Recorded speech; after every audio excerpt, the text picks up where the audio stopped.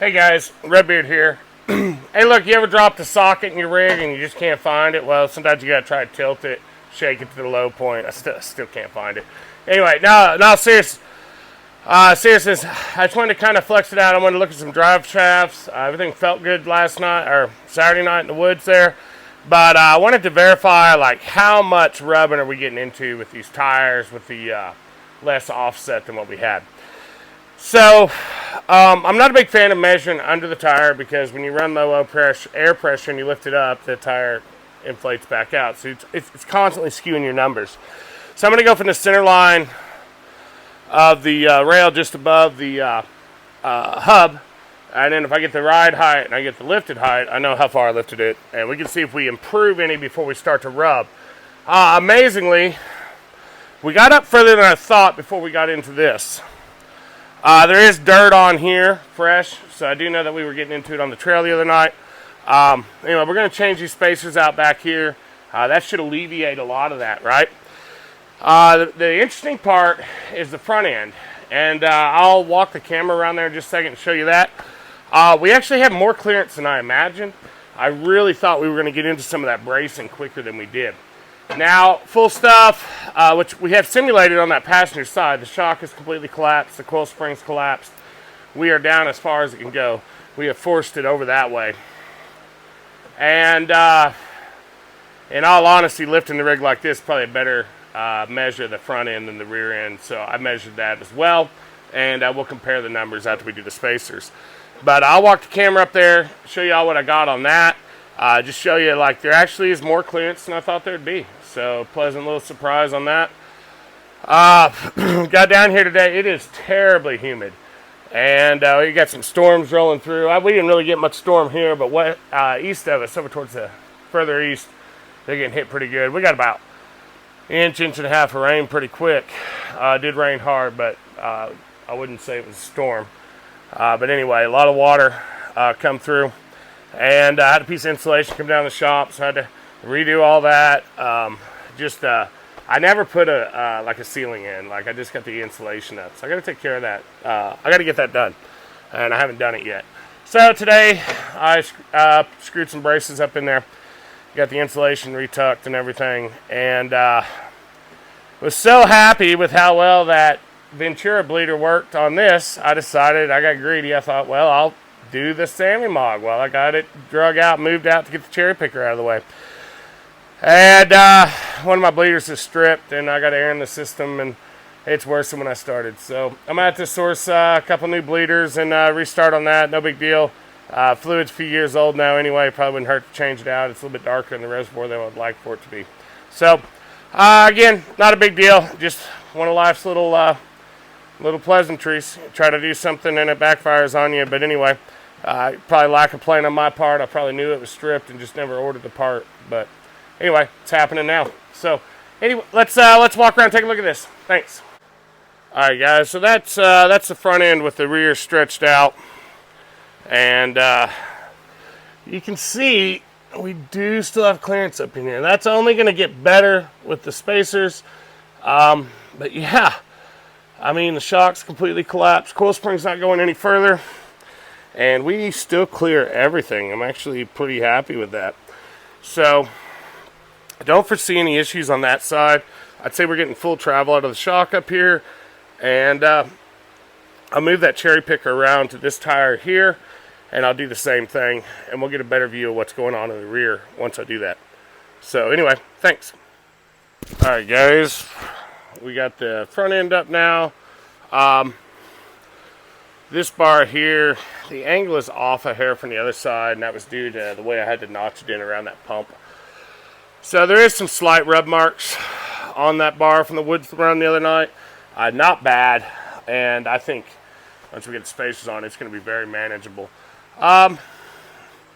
It's decent, not too bad. Not leaning terribly. It actually, from the front, it's really not terrible body roll in that position. So let's come around here if I can keep from hitting the jack. And drive shaft length looks good. Everything looks good on that. We got this picked up. Now there's no denying that the tires have been into these shock hoops that were already here. And they are shoved way in over here. Like it is going to be rubbing against it. I think everything we're doing is going to make it better. But like I said, the body roll does not look as bad as what I had pictured it being. So that's a perk. Anyway, we'll get the spacers on here and get everything torqued down, and we'll see what we look like when we're done. Thank you. Oh, hey, if you're interested, I have been keeping track of all my numbers. So I will be able to somewhat tell what difference it made. Although we're maxing out our shock travel, so there's really no more to gain here. We're just looking at clearance, to be honest with you. And everything I'm seeing, everything we're getting ready to do here is only going to improve the clearance issue. So anyway, let's see what happens. Hey guys, Redbeard here again. So got all the spacers on, got everything moved around. You're darn tootin'. Look at that. It's probably my favorite sticker on the rig right there. Darn tootin'. Anyway, got the spacers on, and man, we got everything we were looking for out of it. Am I advocating putting spacers on everything? No. But given the options, don't know what direction we're going with wheels yet. If I do new wheels, of course, we'll just correct the back spacing and take care of that. But for a temporary solution, yeah, pretty happy with where we got. Let me show you what all we did here. Believe it or not, according to the measurements, we did gain a little bit out of that. Probably more due to the track width widening out than anything. But look right there, guys. We do have clearance, and that bar is pretty much center line of the tire. It's just ahead. But we should clear at full lock now, even under load, under compression. Looks good. Clears everything like we wanted. Yeah, that's nice. And fenders are never going to be in the way. Back here, though, this is what I'm really happy about. So let me show you up under here. It ain't a whole lot, but inch or a mile, clearance is clearance. And as you can see, where it was fully engaged and pushed into the tire before, we have at full stuff, yeah, spring compressed and shock compressed. So at full stuff, I do still have clearance. Not a lot. Not saying we got a ton of room, but like I said, anything's better than nothing. Honestly, guys, I think I'm done with the cherry picker. I don't see any advantage to picking up this back corner. These two show me that we got what we needed, and really I'm out of options without just changing the wheels out completely. So we got the desired results. Thoughts on spacers? Just pop your tires off, recheck the torque. Make sure you got good thread engagement. I hate to admit it, the old Sammy Mog over here with that heavy tire and rim combo, those are internal bead locked.